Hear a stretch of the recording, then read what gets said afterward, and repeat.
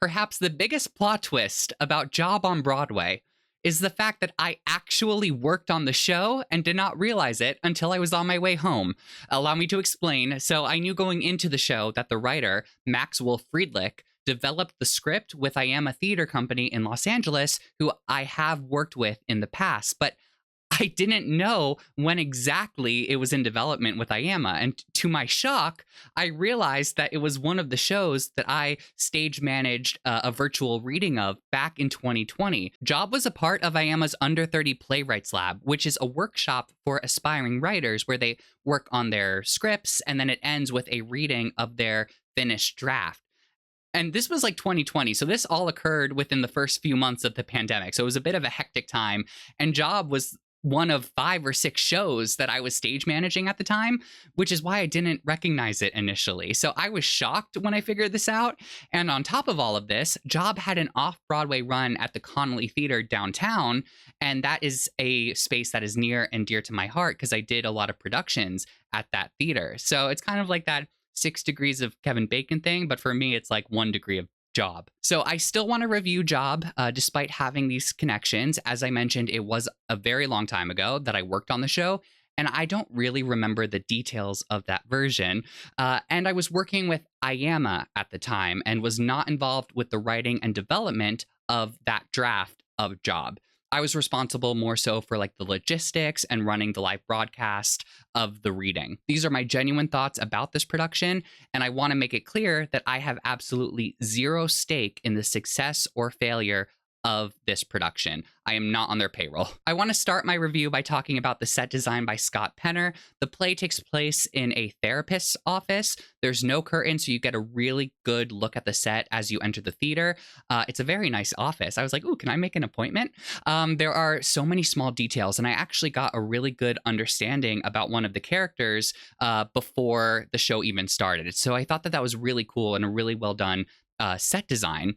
And I think this setting allows for the characters to discuss a variety of different topics, global issues, and philosophical beliefs in a way that does not feel forced. If you were to talk about this kind of stuff in real life, it's probably going to happen in a therapist's office.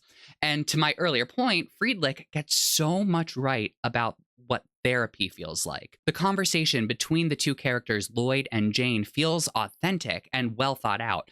They change their thoughts mid-sentences, they switch their phrasing, they interrupt each other, and change their topics in a way that feels natural to everyday conversation, yet is also easy for the audience to follow, which is a very fine balance. And I think that students of writing for theater, film, and television should see this show. It's a great example of how to write dialogue that feels authentic, yet also keeps the story interesting.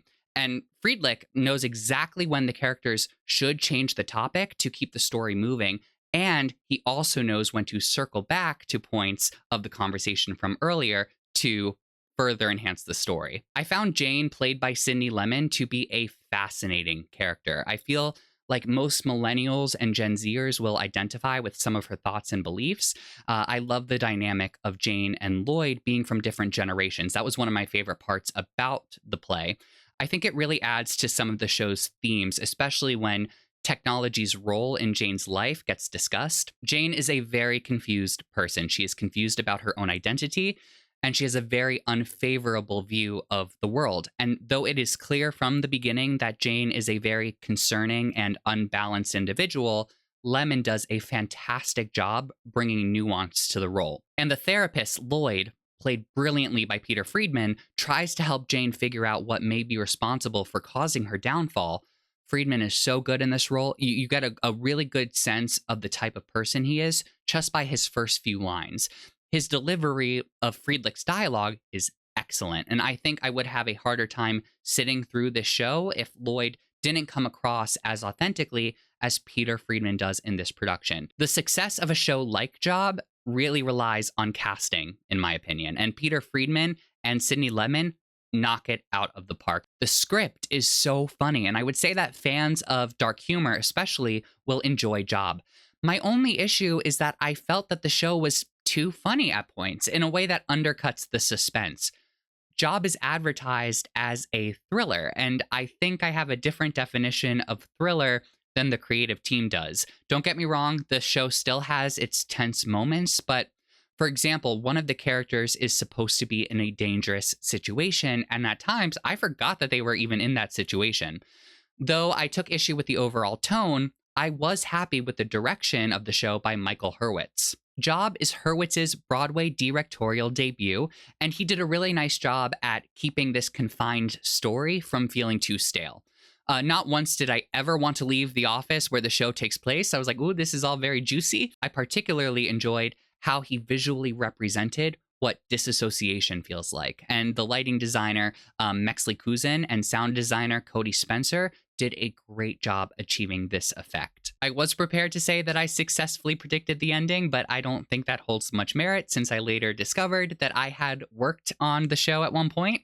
I do still feel like most audiences will be able to figure out the direction that the story is going in earlier than intended. However, I think the predictability won't be enough to ruin the experience. Job is not for children. The website does say that the show is for ages 16 plus.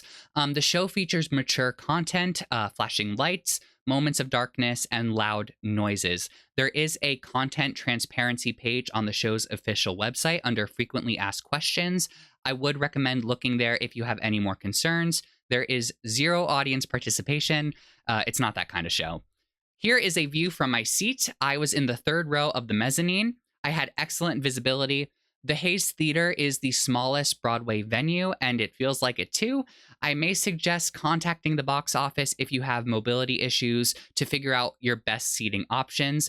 I personally would have liked more legroom. The guy in front of me was practically using my knee as a massage tool.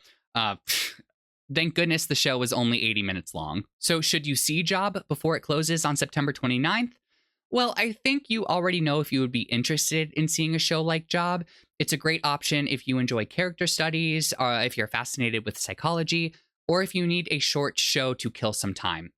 Also, if you are a massive fan of Succession and would like to see actors from that show on stage in real life, Friedman has a huge role in Succession, and Lemmon has made an appearance on the show as well. I did say that the show is funny, but again, it's a dark comedy. So just make sure that whoever you go with, if you are going with someone, is into that sort of humor. That's my review of Job, currently playing at the Hayes Theater until September 29th. It's a very short run. I would love to hear your thoughts in the comment section below. Just be sure to mark any spoilers as such. Don't forget to like this video and subscribe to my channel to be notified when I upload new reviews. Thanks for watching.